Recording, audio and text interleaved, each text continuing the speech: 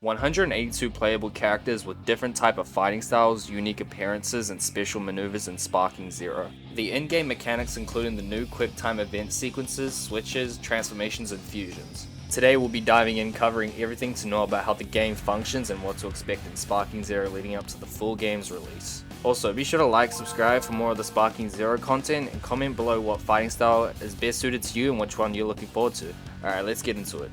Bandai Namco just recently put out an article kind of going in depth and following some details about what to expect in the game. I'll also leave this down in the description in case you wanted to check it out for yourself. I haven't actually looked in the article myself, I kind of left it for this video so I can kind of learn as we're going. But yeah, we're kind of going to go through the summary. I guess going to look through the types of characters, unique looks, special maneuvers, all of that, all the good stuff. So there's 181 playable characters, and here if we click through the link, it kind of shows off all the characters, what to expect in the full roster. I did do a video actually, I did a ranking tier list, so if you want to kind of look through all the characters and kind of know what to expect, go check that out. Highly recommend it. Kind of broke down each character, kind of picking my mains, who I'm not going to play, who I'm going to play. In this article, we'll go to details about characters, fighting styles, and unique appearances you can find in Sparking Zero. On top of that, we have a look at the special maneuvers that involve the game's roster, such as quick time event sequences, switches, transformations, and the fusions. Okay, so types of characters. So they're each based on different stats, sizes, and forms. So here with the first example of this is the strength. So these are kind of more of the, I assume, more of the power based, not as quick, but more heavy with their attacks and all that. These characters base most of their gameplay around their heavy strike and powerful blasts. Although they might be slower, their raw power will compensate as they will deal higher damage to their opponents. Some of their characters are so strength oriented that some may not even stagger from ki blasts and smash attacks. Okay, so this is interesting. So back to one of the first earlier trailers, I do remember they kind of did hint towards this, the idea of two different kind of characters or different types of characters on how they're going to play, like the strength and the speed. It kind of teaches you to play differently each match, knowing the characters, how they're going to play, which characters to look out for. It just makes the whole game different, more strategic, and I think it's more interesting that it's like this way. Next we have the speed. So on the opposite end, some characters base their attack strategy on their swiftness, which they use for long-lasting assaults, which are hard to interpret. Even if some of their strikes are lighter, your opponent will have trouble trying to catch you as you move quickly all over the map and deliver combos with stunning speed. So yeah, in a way, this is the opposite end.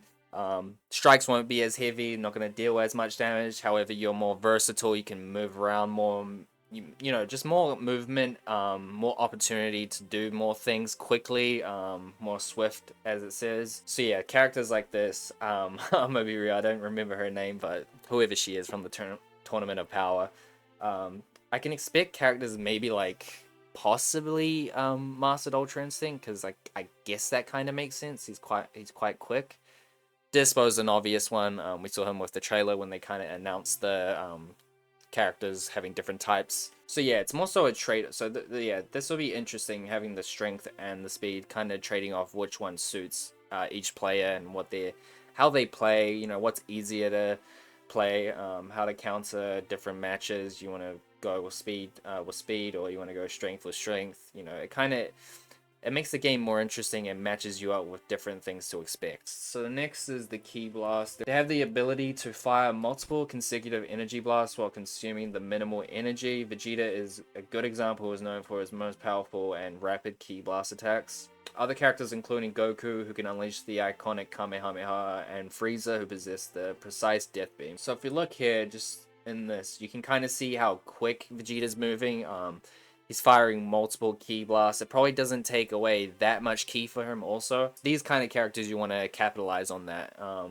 You know, stopping players from charging up ki that is kind of, you know, standing still, at stationary at a certain point in the game. You can kind of cancel that out just by firing some ki blasts off while moving relatively quick. Giants. Given their impressive size, these characters are much slower than others, but they strike more powerful blows that will stagger and send your opponent flying away. You can take advantage of their overwhelming presence on the map to hit your opponent with a wider hit range. We have this video here, which is a good example. It kind of shows Goku doing his rush attack, and it just not affecting the giant or bigger characters. Using your Ki Blast and your Kamehamehas, all those kind of special abilities are more easier to connect with these bigger characters. I assume that with the strength and the speed characters, these will all apply to both types of characters. Like full power Jiren, he won't be able to stagger a giant either, just like any speed character. So we have the androids. Androids are artificial humans that do not necessarily possess ki. In fact, they cannot charge their ki bar unless their energy reaches the maximum level. Their ki gauge will charge automatically over time or through melee attacks, and it will stop charging once it reaches its maximum. So that's kind of interesting, I guess, that validates the show and how that actually works, them absorbing ki. It kind of, they can't just charge their own ki. They need to take away from the opponent. So each time you deal some sort of attack to your enemy, it's going to give you a piece of the ki. They can absorb the opponent's ki blast attacks and some types of ki wave blasts. Okay, so we have Goku here sending a few ki blasts at the android, and you can see with his ki gauge right here, it does go up, so he has the ability to absorb ki blasts. With this too, I also did see a clip of one of the androids being able to replenish their health, not just their ki, so which is pretty interesting. Changes the way you want to go about the game and how to play it with certain characters. So the unique looks. Try characters with unique looks and distinctions.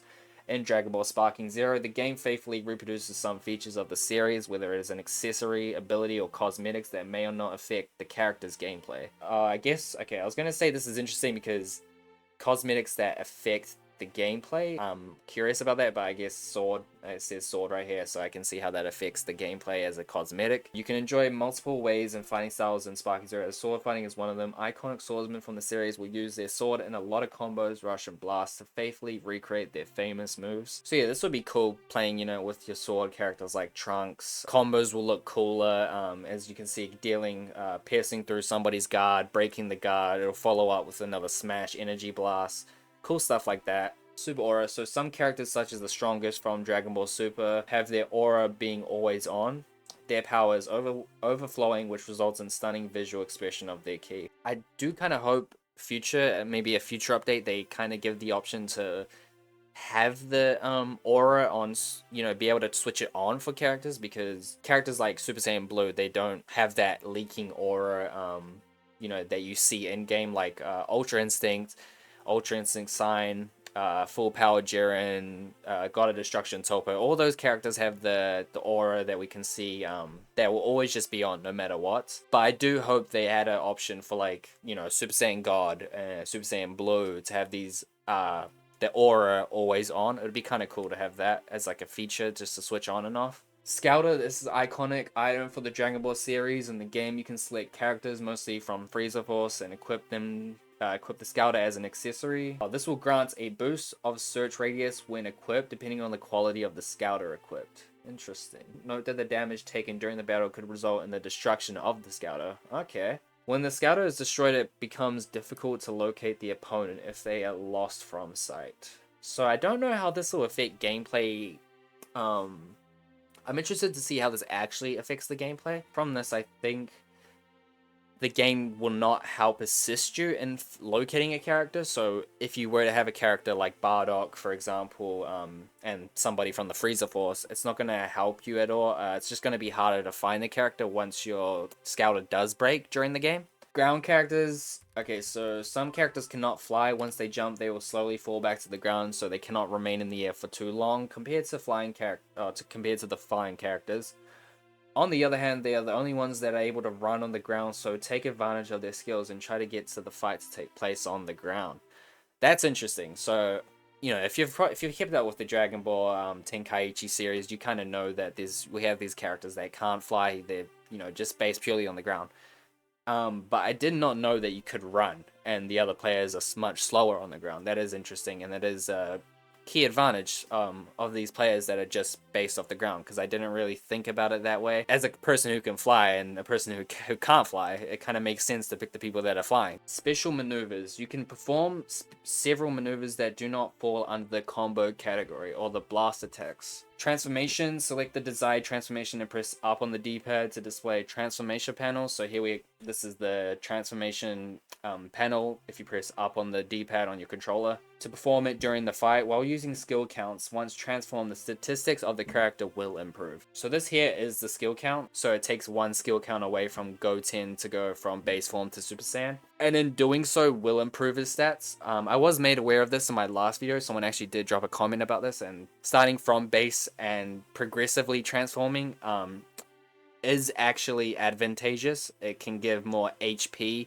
The stats improve, so it kind of gives it more of a reason to play these base characters instead of just jumping, straight into Super Saiyan 4. So fusion can only be used when two characters can fuse are in your team, so that makes sense. So here we have, Goten, and you can see confuse into Gotenks. So obviously he has Goten and Trunks on the same team. I did have a question about this. I was wondering whether starting from base characters, are you able to jump straight to like a fused Super Saiyan 3 Gotenks, or do you have to be base first?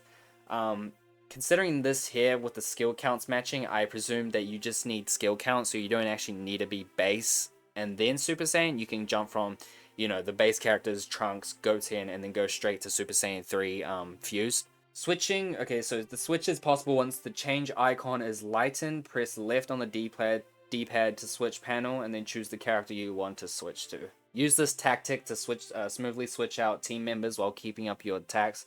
So we've seen this kind of mechanic in games before. If you played Storm 4, any anime game really, where you got a team of characters, you can kind of rush in with a combination, switch out of the character, and carry on that combination.